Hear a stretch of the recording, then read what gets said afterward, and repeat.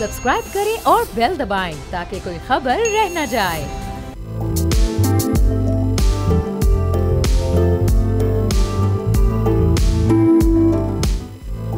अस्सलामुअलैकुम, मैं और बाब जहांगीर, आप देख रहे हैं प्रोग्राम व्यापार। मुल्क की तारीख और पंजाब में पहली मरतबा eco friendly agriculture and solid waste management की मैकेनाइजेशन का अमल शुरू हो गया है और बीजिंग AI, फोर्स टेक और डेवो पाकिस्तान के दरमियान सॉलिड वेस्ट के लिए जदीद AI बेस्ड मशीनरी के लिए MOU पर दस्तखत भी हो चुके हैं। Beijing AI, force tech Punjab में एग्रीकल्चर मैकेनाइजेशन के लिए असेंबलिंग और मैन्युफैक्चरिंग प्लांट लगाएगी। AI, force tech Punjab company में रोबोटिक एग्रीकल्चर डिवाइसेस तैयार करेगी और एग्रीकल्चर सेक्टर के लिए ट्रांसपोर्टेशन रोबोट और हार्वेस्टिंग रोबोट्स को भी इस्तेमाल किया जाएगा, जबकि सॉलिड वेस्ट मैनेजमेंट के लिए AI बेस्ड ऑटोमेटिक मशीनरी का इस्तेमाल किया जाएगा, जिसके लिए मैकेनाइज्ड मॉडल फार्म डेवलप किया जाएगा। 17 एकड़ पर मुश्तमिल मॉडल फार्म में electric tractor, harvester, land leveller और दीगर मशीनरी भी इस्तेमाल होगी। AI, फोर्स टेक चार्जिंग के लिए ग्रीन हाउस पर सोलर एनर्जी सिस्टम भी लगाएगी और ड्राइवर लेस इलेक्ट्रिक ट्रैक्टर भी मुतारिफ कराया जाएगा। मुआहदे के तहत चीनी कंपनी डेवो के इश्तराक से ट्रैक्टर्स और दीगर इलेक्ट्रिक मशीनरी के लिए चार्जिंग स्टेशन भी कायम करेगी। AI के जरिए robotic farming, seeds, weather forecast, जमीन की फर्टिलिटी बढ़ाने में मदद मिलेगी, जिसकी वजह से मॉडर्न एग्रीकल्चर फार्मिंग में पानी के कम से कम इस्तेमाल से भी पैदावार को बढ़ाया जा सकेगा। Digital plantation, digital labs, satellite के जरिए मॉनिटरिंग और एडवांस रिसर्च के जरिए किसानों की मुश्किलात और क्लाइमेट चेंज के असरात को काफी हद तक कम किया जा सकता है। क्लाइमेट चेंज से मुतासरा ममालिक में पाकिस्तान टॉप 10 ममालिक में शामिल है। मौसमियाती तब्दीलियां बड़े पैमानों पर किसान के जरिए माश को खत्म कर रही हैं और साथ ही साथ फूड सिक्योरिटी को भी संगीन खतरा लाहक होता जा रहा है। बढ़ता हुआ टेम्परेचर, गैर मुतवक्किल हद से ज्यादा बारिशें और तबाहकुन सैलाब पाकिस्तान के एग्रीकल्चर सेक्टर को मुश्किलात में डाले हुए हैं, जिससे प्रोडक्शन और इनकम में काफी गिरावट भी हुई है। एक रिपोर्ट के मुताबिक 2050 तक वर्ल्ड पॉपुलेशन के 9.7 बिलियन तक पहुंचने का तखमीना है।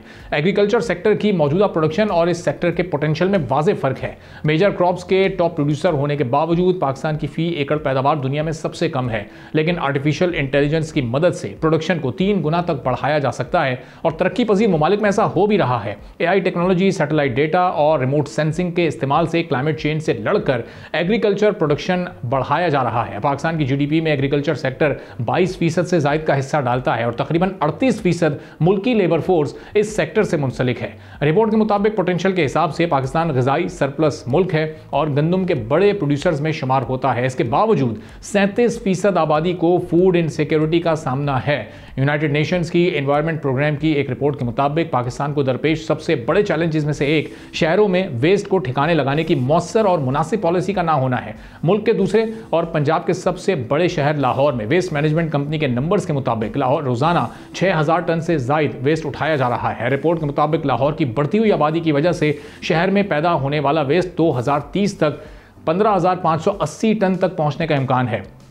माहिरीन ये बताते हैं कि डेवो और बीजिंग AI, फोर्स टेक के दरमियान होने वाली पेशरफ्त क्लाइमेट चेंज से लड़कर एग्रीकल्चर सेक्टर की प्रोडक्शन बढ़ाने में और पंजाब में कम लेबर, कम बजट और कम से कम वक्त में सॉलिड वेस्ट को ठिकाने लगाने के मंसूबों में गेम चेंजर साबित हो सकती है। अब इसके मजीद क्या क्या बेनिफिट्स हो सकते हैं, इस पर हम गुफ्तगू करेंगे। खालिद मजीद साहब हमारे साथ मौजूद, वेस्ट मैनेजमेंट डिवीजन के CEO हैं। बहुत शुक्रिया खालिद साहब, प्रोग्राम के लिए आपने वक्त निकाला। ये MOU जो आपने साइन किया है इस वक्त चाइनीज़ कंपनी के साथ, ये बताइएगा जब आर्टिफिशियल इंटेलिजेंस से हम पूरा फ़ायदा उठाएंगे तो मजीद कहां हमारे लिए वो बेनिफिशियल हो सकेगा? देखें जी, ये जो MOU साइन हुआ है, आपने देखा होगा कि बड़े शॉर्ट स्पैन ऑफ टाइम में गवर्नमेंट ऑफ पंजाब में जो विजनरी लीडरशिप है अंडर मोहतरमा मरियम नवाज साहिबा, बहुत से इनिशिएटिव जो है लिए गए हैं। और आप अगर गौर से उन इनिशिएटिव्स का मुतालिया करें तो आपको पता चलता है कि ये तमाम लीड करते हैं सस्टेनेबल डेवलपमेंट की तरफ। जब हम सस्टेनेबल डेवलपमेंट की तरफ बात करते हैं तो वो उसमें एनवायरनमेंट फ्रेंडली भी आ जाता है, इकोनॉमिक लिहाज से भी जो इनिशिएटिव्स हैं जो बेहतर हैं वो आ जाते हैं। तो उनमें से कुछ इनिशिएटिव, बेशुमार इनिशिएटिव्स हैं, मैं 2 का बात करूंगा। एक तो है एग्रीकल्चर, बिकॉज पाकिस्तान जो है वो एक एग्रेरियन इकोनॉमी बेस्ड कंट्री है, तो यहाँ पे AI बेस्ड और रोबोटिक्स और इलेक्ट्रिक जो व्हीकल्स हैं उनका यूज जो है बहुत इंपॉर्टेंट है, क्योंकि आजकल जो ट्रेडिशनल वे है उसमें आप फॉसिल फ्यूल यूज करते हैं जो एनवायरनमेंट फ्रेंडली नहीं है, और अगर इसको हम कन्वर्ट कर दें इलेक्ट्रिक मशीनरी के ऊपर तो इसमें इसकी जो कॉस्ट ऑफ प्रोडक्शन है क्रॉप की वो भी खासी कम आ जाएगी और इसमें जो लेबर रिक्वायरमेंट्स हैं वो भी कम आ जाएंगी। इसी तनाजुर में अगर मैं देखूं तो दूसरा इनिशिएटिव जो गवर्नमेंट ऑफ पंजाब का है वो सुथरा पंजाब है। उस सुथरा पंजाब में भी आपके फॉर एग्जांपल अगर ये जो बीजिंग एआई टेक्नोलॉजी कंपनी है, ये ट्रैक्टर्स भी बनाते हैं, इलेक्ट्रिकल ट्रैक्टर्स। तो वेस्ट मैनेजमेंट में ट्रैक्टर्स जो हैं वो एक बहुत इंपॉर्टेंट कंपोनेंट है और बहुत इंपॉर्टेंट रोल अदा करते हैं, और ये मशीनरी जो है वेस्ट मैनेजमेंट में भी यूज की जा सकती है। अच्छा, डेवो ने जो एमओयू साइन किया है, इसको अगर मैं थोड़ा सा डिफाइन करना चाहूँ तो वो मैं इसको इस तरह डिफाइन करूंगा कि जो ये इसको आप डिवाइड कर सकते हैं 3 पार्ट्स में।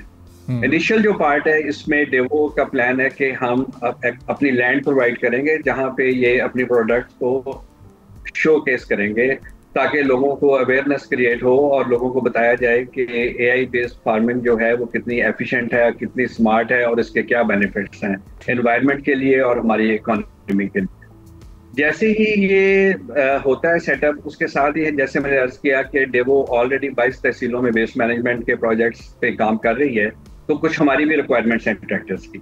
हम इनके साथ अपने स्पेक्स वगैरह शेयर कर रहे हैं ताकि किसी ऐसी प्रोडक्ट पे हम आ जाएं जो कि वेस्ट मैनेजमेंट के में भी काम इस्तेमाल हो सकती है, तो हम उस अपॉर्चुनिटी को भी अवेल करना चाहेंगे। मीनवाइल जो पहला फेज है जिसमें मैंने कहा कि लैंड प्रोवाइड की जाएगी और ये अपने प्रोडक्ट को शोकेस करेंगे, उस प्रोडक्ट की पॉपुलैरिटी को देखते हुए उसके बाद सेमी नॉकडाउन यूनिट और फिर कंप्लीटेड नॉकडाउन यूनिट जो हैं ये बाहमी इश्तराक के साथ पाकिस्तान में लगाए जाएंगे, और ये एक गेम चेंजर साबित होंगे आने वाले दिनों में फॉर सस्टेनेबल एग्रीकल्चर और सस्टेनेबल वेस्ट मैनेजमेंट प्रैक्टिसेस के लिए। तो ये ब्रीफ था जो कि बैकग्राउंड थी एमओयू की, और फ्यूचर में हम क्या करना चाहते हैं, ये सारा प्रोजेक्ट मैंने जो। तो अब खालिद साहब, ये इस एआई टेक्नोलॉजी की मदद से एफिशिएंसी में कितने % का हम गेन हासिल कर सकेंगे, उसमें कितना फ़ायदा हो सकेगा, और क्या इससे जो जॉब्स क्रिएशन है फिर वो भी कम हो जाएंगी? जब ड्राइवर लेस ट्रैक्टर्स बनाए जाएंगे तो उसमें हमें ड्राइवर्स की नीड नहीं होगी, जब हमें कम लेबर रिक्वायर्ड होगी तो वहाँ भी हमें ह्यूमन रिसोर्स या मैन पावर कम चाहिए होगी, तो उससे फिर ये जॉब्स के सिलसिले में तो नहीं लोगों का नुकसान होने वाला? देखिए, एआई बेस्ड है। देखिए, 2 बातें हैं। आपने इकोनॉमी को इम्प्रूव करना है, ठीक है। एक फैक्टर जो आप कह रहे हैं कि जी जॉब्स लोगों को कम होंगी, लेकिन इनकम भी लोगों की बढ़ जाएगी। जब आपकी स्मार्ट एग्रीकल्चर होगी, जो किसान है उसकी इनकम इम्प्रूव होगी, तो ओवरऑल जो इनकम है वो इसी सोसाइटी में यूज होगी। ओवरऑल लाइफ जो है लोगों का लाइफस्टाइल बेहतर होगा, ठीक है। आपने तो टोटलिटी में देखना है ना सोसाइटी को, सिर्फ सेगमेंट में नहीं देखना कि जी कुछ लोगों की अगर जॉब कम हो रही है, लेकिन ओवरऑल आपकी इकोनॉमी जो कंट्री की बेहतर हो रही है, लोगों में एफ्लुएंस ज्यादा आएगी और ये बेहतरी की तरफ जाएगा। और जहां तक स्मार्ट का है वो ये है कि कम टाइम आपका कंज्यूम होगा, आपकी एनवायरनमेंट के ऊपर उसके इम्पैक्ट होंगे। देखिए, कुछ हैं डायरेक्ट इम्पैक्ट्स जिसमें आप इकोनॉमिक इम्पैक्ट्स की बात करते हैं, कुछ इनडायरेक्ट हैं जिसमें एनवायरनमेंट बहुत बड़ा फैक्टर है, तो उसको तो आप बिल्कुल इग्नोर नहीं कर सकते। इनडायरेक्ट इम्पैक्ट में जब आप फॉसिल फ्यूल से कन्वर्ट करेंगे इलेक्ट्रिक की तरफ, तो इट मींस आप अपने ग्रीन हाउस गैस इमिशंस कम कर रहे हैं। इनडायरेक्टली आप अपने जो बजट्स हैं जो आपकी हेल्थ के ऊपर लगने हैं वो कम कर रहे हैं। सो ये इसको टोटलिटी में देखने की जरूरत है। इस प्रोजेक्ट को सेगमेंट में अगर आप देखेंगे तो शायद आपको इसी तरह नजर आए कि जी ये रोबोटिक्स होगा और ड्राइवरलेस होंगे, तो कुछ चंद लोगों की जॉब जो है वो कम हो जाएगी, लेकिन टोटलिटी में this is beneficial for society and the country. और खालिद साहब, क्लाइमेट चेंज के मसले को लेकर डेवो मुस्तकिल कोशिशें कर रहा है, चूँकि पाकिस्तान का एक बड़ा चैलेंज भी है, और इससे पहले भी हमने देखा एक इलेक्ट्रिक बसेस का एमओयू साइन हुआ था, और जल्दी वो बसेस भी ऑन ग्राउंड होंगी, तो उससे भी बड़ा फ़ायदा पाकिस्तान की ओवरऑल इकोनॉमी को भी, पाकिस्तान के क्लाइमेट को भी हो सकेगा। तो अब जो दीगर ग्रुप्स हैं या दीगर प्राइवेट सेक्टर है, उसकी दिलचस्पी किसी हद तक हम कम इस मामले पर देखते हैं। कितनी ज़रूरत है कि डेवो के इस इनिशिएटिव के जो फुट स्टेप्स हैं उनको दूसरे प्राइवेट सेक्टर के इदारे भी फॉलो करें? देखिए, कोई भी प्रोजेक्ट हो उसमें जो पहला स्टेप होता है वो डिफिकल्ट होता है। अल्हम्दुलिल्लाह डेवो ने ये स्टेप ले लिया है, तो मुझे उम्मीद है कि जो बाकी इन्वेस्टर्स हैं, बाकी ग्रुप्स हैं, वो भी डेवो को देखते हुए इन इनिशिएटिव्स को फॉलो करेगी। और आप आने वाले दिनों में देखिएगा कि ये एक कंप्लीट चेंज आएगी सोसाइटी में। आपके पास एनर्जी अबंडेंट है इस वक्त, ठीक है, तो लोग आएंगे इलेक्ट्रिक की तरफ। और मैं आपको बताऊं, डेवो ऑलरेडी इस पे वर्किंग कर रही है अपनी इलेक्ट्रिक बसेस पे, और डेवो का एक विंग है जो इलेक्ट्रिक बाइक्स और इसके ऊपर भी इस वक्त काम कर रहा है कि देखा जाए फ्यूचर में अगर डेवो इलेक्ट्रिक बाइक्स वगैरह में भी अगर इंट्रोड्यूस करना चाहे अपने आप को, तो मैं हमेशा कहता हूँ कि किसी भी चीज़ को स्टार्ट करना मुश्किल है, और उसको जब वो स्टार्ट हो जाती है तो उसके फॉलोअर्स बहुत ज़्यादा आ जाते हैं। डेफिनेटली जब डेवो इसमें एंटर होगी, आई एज्यूम के बहुत सारे इन्वेस्टर्स और बहुत सारी कंपनीज इस बिजनेस की तरफ आएंगे। और खालिद साहब, इसमें जो इन्वेस्टमेंट अपॉर्चुनिटीज़ हैं, इसका जो स्कोप है, अगर उस पर भी आप थोड़ा सा एक ब्रीफ रोशनी डाल सकें, चूँकि यकीनी तौर पर जो दीगर इन्वेस्टर्स हैं वो डेवो के इस पूरे काम को देख रहे होंगे, चूँकि अब ये एक लंबा सिलसिला हो चुका है और डेवो मुस्तकिल इनिशिएटिव पर इनिशिएटिव ले रहा है, क्लाइमेट चेंज में अपना एक पॉजिटिव रोल प्ले कर रहा है। वो EV बाइक्स हों, वो EV बसेज़ हों, वो MOUs जो माजी में साइन हुए हैं, ये जो MOU हुआ है, तो इसमें कितनी इन्वेस्टमेंट अपॉर्चुनिटीज़ इस वक्त आप देख रहे हैं लोकल इन्वेस्टर्स के लिए और फिर फॉरेन इन्वेस्टर्स के लिए भी? देखिए, देयर आर ह्यूज अपॉर्चुनिटीज। देखिए, इसमें जो देखने वाली चीज है वो ये है कि डिफरेंट सेगमेंट्स हैं इसमें। मैं अब इसको क्वांटिफाई तो नहीं कर सकता इस वक्त कि कितने इन्वेस्टमेंट पॉसिबल है, लेकिन फ्यूचर में बहुत ज्यादा इन्वेस्टमेंट अपॉर्चुनिटीज हैं, और इसमें बहुत सारे इन्वेस्टर्स ऑलरेडी और इंटरनेशनल डोनर एजेंसीज ऑलरेडी इस पे काम कर रही हैं, और they want to introduce electric vehicles in Pakistan. सही। और खालिद साहब, ज़ाहिर है पंजाब में अभी ये इनिशिएटिव लिया है, उसमें पंजाब की गवर्नमेंट का भी बड़ा क्रेडिट है, डेवो के साथ मिलकर वो लोग भी बड़ा अच्छा काम कर रहे हैं। लेकिन अगर दीगर सूबों में इस प्रोजेक्ट को लेकर जाना हो तो उसमें फिर क्या रोल हो सकता है डेवो का, और इस सिलसिले में कोई गौर इस वक्त चल रहा है? दीगर सूबों की लीडरशिप के साथ आप लोगों के कोई राब्ते वगैरह हुए? देखिए, जैसे अभी आपने खुद कहा कि ये पॉलिटिकल ओनरशिप बहुत जरूरी है किसी भी प्रोजेक्ट के लिए, और अल्हम्दुलिल्लाह गवर्नमेंट ऑफ पंजाब में मोहतरमा मरियम नवाज साहबा की ज़ेरे क़यादत इस वक्त बहुत ज्यादा पॉलिटिकल ओनरशिप है इस किस्म के प्रोजेक्ट्स की, जो लॉन्ग टर्म सस्टेनेबल हो और लोगों की लाइफ को बेहतर कर सके। ठीक है, और मुझे उम्मीद है कि बाकी सूबों में भी इस पे काम हो रहा होगा, और डेफिनेटली अगर वहाँ पे कोई इनिशिएटिव आते हैं वहाँ पे भी, तो Daewoo will be definitely interested to get involved into those projects. ठीक है, बहुत बहुत शुक्रिया। खालिद मजीद साहब, CEO डिवीजन डेवो हमारे साथ मौजूद थे। गुफ्तगू आपने सुनी। एक छोटा सा ब्रेक लेते हैं, ब्रेक के बाद वापस आएंगे, एक और अहम मौजू पर बात करेंगे।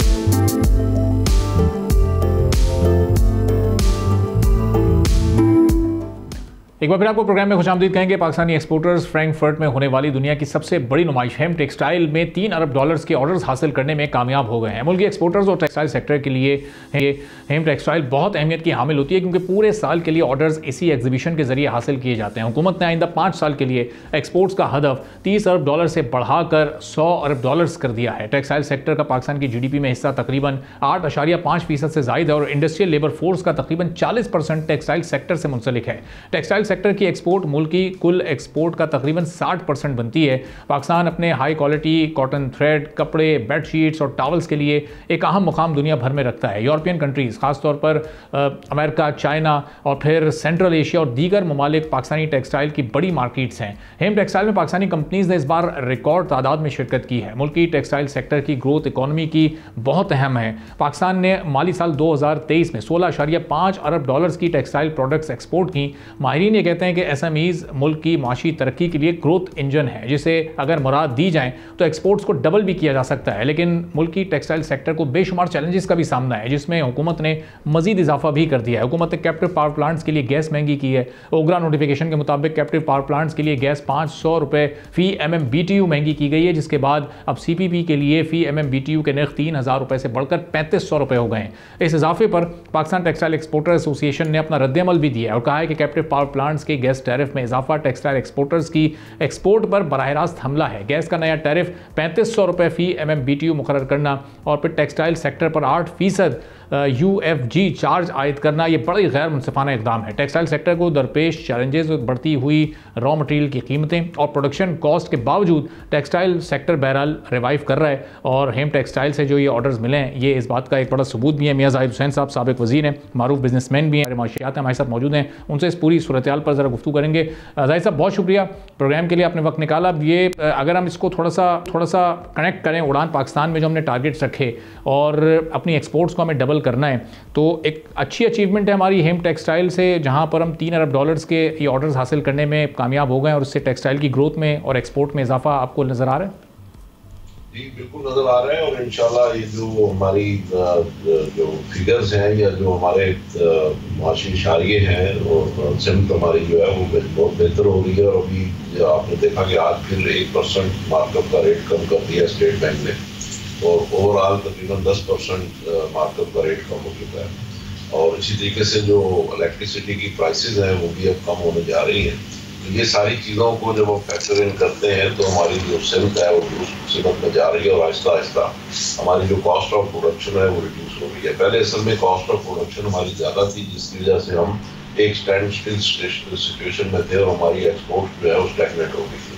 मगर अब जो ये चीज़ें बेहतर होती चली जा रही हैं तो उसके साथ साथ हमारी इन्फ्लेशन भी कम हो रही है, कॉस्ट ऑफ प्रोडक्शन कम हो रही है, और उसी की वजह से लोगों को ये एक्सपेक्टेशन है कि पाकिस्तान अपने ऑर्डर अच्छे तरीके से फुलफिल कर सकेगा। और यही वजह है कि हम वहाँ से $3 अरब के ऑर्डर सिक्योर करने में कामयाब हुए हैं। मैं समझता हूँ कि ये सारी चीज़ें सही हैं, और आने वाले दिनों में और 2-3% हमारा मार्कअप, और हम लोग जब सिंगल डिजिट पे आ जाएंगे तो फिर हमारी जो स्पीड है वो इंशाल्लाह और बेहतर हो जाएगी। अच्छा, लेकिन साहब ये सिंगल डिजिट की तरफ आने के लिए भी ऐसा लग रहा है कि थोड़ा और हमें इंतज़ार करना पड़ेगा। जो चैलेंजेस असल हैं, जो महंगी गैस का इशू है, बिजली की कीमत भी जिस तरह से कम होनी चाहिए थी इंडस्ट्री के लिए वो भी नहीं हो पा रही। अब ये वाले इश्यूज़ क्यों सॉर्ट आउट नहीं हो पा रहे? वक्त गुजरता जा रहा है, ग्रोथ तो हमारी हो रही है लेकिन वो बहुत महदूद तरीके से हो रही है, क्योंकि जब तक गैस के टैरिफ पर नहीं कंट्रोल किया जाएगा उस वक्त तक किसी बड़ी ग्रोथ की तरफ जाना शायद मुश्किल हो। और फिर यही वाला मामला बिजली के रेट को लेकर भी है। आप सही कह रहे हैं, गैस एक बहुत बड़ा हमारे लिए सोरेन इशू है और उसकी कीमत बढ़ती चली जा रही है। और जो कैप्टिव पावर प्लांट्स हैं उनके ऊपर खास तौर पे ये जैसे कि जो 500 रुपये बढ़े हैं तो वो कैप्टिव पावर प्लांट्स के लिए बढ़े हैं। कोई तकरीबन ये कोई 16-17% के करीब ये इंक्रीज है। एक तो हम गैस दे नहीं रहे इंडस्ट्री को, ऊपर से उसकी हम कीमत बढ़ाए चले जा रहे हैं। अब उसमें गवर्नमेंट की एक अपनी एक थिंकिंग है, वो कह रहे हैं कि हमारे पास गैस है नहीं और हमें इम्पोर्टेड RLNG लेके और आगे सप्लाई करनी पड़ रही है, तो उसका जो प्रोपोर्शन रेट बन रहा है तो उस हिसाब से उसकी कीमत बढ़ाए चले जा रहे हैं। दूसरी उनकी थिंकिंग ये भी है कि ताकि इससे ये है कि लोगों को वो बिजली के ऊपर रिलाई करें और बिजली खरीदें। उसकी वजह यह है कि हम एक तरफ तो गैस से बिजली यानी कैप्टिव पावर प्लांट जो हैं वो अपनी बिजली बना रहे हैं गैस से, और दूसरी तरफ हम कैपेसिटी चार्जेस भी पे कर रहे हैं IPPs को। तो इसमें गवर्नमेंट की जो स्ट्रेटजी है वो ये है कि ताकि जो इंडस्ट्री है वो गैस की बजाय बिजली यूज करे, और इस वजह से भी वो चाहते हैं कि गैस से उधर शिफ्ट किया जाए बिजली पे। बिजली का इशू ये है कि उसमें रिलायबिलिटी नहीं है, उसमें लोड शेडिंग है, उसमें ब्रेक डाउन्स हैं। तो उसमें अगर रिलायबिलिटी हो बिजली में तो फिर भी लोगों का कुछ आंसू पहुंच जाएगी। मगर मसला यही है कि यक ना शुद्ध दो शुद्ध, एक तरफ उनकी कीमत बढ़ रही है गैस की और दूसरी तरफ वो इलेक्ट्रिक पे रिलाई नहीं कर पा रहे। ये चीज़ें जो है अगर साथ साथ इसमें जो एडमिनिस्ट्रेटिव इश्यूज हैं उसको भी गवर्नमेंट अगर रिजॉल्व कर ले और चीज़ों को बेहतर करते चले जाएं तो मेरा ख्याल है कि शायद ये इशू फिर रिजॉल्व हो सकते हैं। और जब वो जो 9 सेंट की बिजली की तरफ एक सफ़र है, हुकूमत की एक कमिटमेंट भी है और वो इंडस्ट्री को प्रोवाइड भी करनी है, वो उसकी जो रफ्तार है या पेस है वो आप उसमें थोड़ी सुस्त रवि देख रहे हैं, चूँकि थोड़ा सा उसमें एक ग्रेजुअल एक बेहतरी आनी चाहिए थी, उसकी तरफ सफ़र ज़रा तेज़ी से होना चाहिए था। लेकिन ऐसा लग रहा है कि IPPs के साथ जो मुज़ाकरात चल रहे हैं, जो गुफ्तगू हो रही है वो कोई उतनी फ्रूटफुल साबित नहीं हो रही। इंडस्ट्री को फौरी तौर पर उसके कुछ फ़वाइद मिलते नहीं नज़र आ रहे हैं। देखिए इसमें बात यह है कि 2100 अरब रुपए पिछले साल हमने पे किए हैं IPPs को कैपेसिटी में, और अगर यूनिट में देखें तो तकरीबन 21 रुपये पर यूनिट उसकी कॉस्ट आती है। और हमारा कहना यह है कि अगर हम ये IPPs को जैसे अभी कोई 8 IPPs को रीनिगोशिएट करके उनको बंद कर दिया गया, उनके एग्रीमेंट कैंसिल कर दिए गए, बाकी भी 14 के साथ उन निगोशिएशन हो चुकी हैं, कामयाब हो गई हैं और उसको भी रिड्यूस करने जा रहे हैं। इसी तरीके से टोटल IPPs को अगर हम देखते हैं तो उसमें 52% शेयर जो है वो गवर्नमेंट का आता है। तो तकरीबन 1100 अरब रुपया तो गवर्नमेंट खुद ही कैपेसिटी चार्जेस की मदद ले रही है, जिसमें प्राइम मिनिस्टर साहब ने नाराजगी का इजहार भी किया था। तो मैं ये समझता हूँ कि IPPs का इशू जो है वो अब रिजॉल्व होने के करीब है, और हमें जो अंदिया दिया गया था वो ये था कि मार्च अप्रैल में बिजली की कीमतें कम हो जाएंगी और it will be reduce to 9 cents. वो बल्कि ये भी कहा गया था कि इट में गो डाउन टू दी यानी क्या इस रीजन में हमारी कीमतें जो होंगी बिजली में इस खिते में सबसे कम हो जाएगी। तो अगर यही चीज़ अगर मार्च अप्रैल में हो जाती है तो मैं इसी वजह से आपसे कह रहा था कि हमारी आगे आने वाले दिनों में कॉस्ट ऑफ प्रोडक्शन और कम हो जाएगी और फिर हम इंटरनेशनल मार्केट में कॉम्पिटिटिव हो जाएंगे। लेकिन अब यहाँ प्रॉब्लम ये आ रही है कि हमने गैस की कीमत तो बढ़ा दी है कम फरवरी से, बिजली की कीमत में भी कि मार्च या अप्रैल में जाके कम करें, तो उसमें ज़ाहिर है कि जो कॉस्ट का जो पोर्शन है वो हम किस तरह टैकल करेंगे। ये चीज़ें ऐसी हैं कि जो हमें सिंक्रोनाइज करके चलनी चाहिए और इंडस्ट्री को हमें एक नाजुक चीज़ है उसको डेलिकेटली हैंडल करना चाहिए। कॉस्ट ऑफ प्रोडक्शन के जो इश्यूज हैं, अगर वो एक दफ़ा हमारा कस्टमर ख़राब हो जाता है या हम उसको सप्लाईज नहीं दे पाते, तो फिर वो हमारे लिए मार्केट को दोबारा कैप्चर करना बहुत मुश्किल होता है। ये चीज़ें जो है well advance well thought out strategies और पॉलिसीज बनानी चाहिए। और जाहिर साहब, क्या आईटी सेक्टर या जिस तरह ई कॉमर्स या ई पाकिस्तान जो कि उड़ान पाकिस्तान के प्लान में भी एक उस 5 E's के फ्रेमवर्क में शामिल है, क्या उस पर इस पर हुकूमत का ज़्यादा फोकस है या उन एक्सपोर्ट्स पर हुकूमत ज़्यादा तवज्जो दे रही है? क्योंकि जो टेक्सटाइल की ड्यू एक तवज्जो है जो इस सेक्टर को मिलनी चाहिए, चूँकि हमेशा से सबसे मेजर चंक हमारा एक्सपोर्ट के तौर पर रहा है, इस वक्त उसको वो तवज्जो और वो फैसिलिटेशन मिल रही है या अभी भी उसका इंतज़ार ही कर रहे हैं? देखिए, हमारे 5 शोबे जो हैं, जो हम कहते हैं कि जो हमारे एक्सपोर्ट ओरिएंटेड शोबे हैं, अब थोड़ा सा उसको एक्सपेंड करके वो 5 से 10 पे आ गए हैं और उसमें नए शोबे भी आ गए हैं और उसकी वजह से ही आपने देखा कि हमारी जो एक्सपोर्ट्स हैं वो इस वक्त 14% के करीब इंक्रीज हुई है। तो यही वजह है कि उसमें नए शोबे भी आए हैं और नए शोबों में आईटी का शोबा भी है, राइस का शोबा भी है, हॉर्टिकल्चर भी है। तो ये चीज़ों के आने की वजह से ही हमारी एक्सपोर्ट्स बेहतर नहीं है। और आईटी की जहाँ तक आपने बात की, तो इसके ऊपर गवर्नमेंट की तवज्जो है और बिल्कुल है, होनी चाहिए। लेकिन इसके साथ साथ जो कुछ नौजवानों को इश्यूज हैं, आईटी कंपनियों के इश्यूज हैं, उनकी फॉरेन रेमिटेंस के यानी बाहर से जो पैसे आते हैं उनकी सेल्स प्रोसीड, उसके इश्यूज हैं, उसमें फाइन ट्यूनिंग की ज़रूरत है। ये चीज़ें हमें ठीक करने की ज़रूरत है। अगर हम इन चीज़ों को ठीक कर लें तो मैं समझता हूँ कि अभी जो हमारी आईटी की एक्सपोर्ट है वो तकरीबन $3.5 अरब की है, तो वो बड़ी इजीली हम उसको $6-7-8 अरब पे विद इन 1 ईयर उनको ले जा सकते हैं।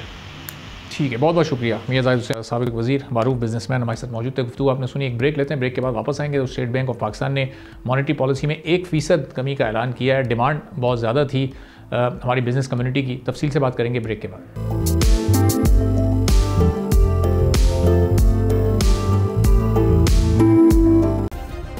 सब्सक्राइब करें और बेल दबाएं ताकि कोई खबर रह न जाए।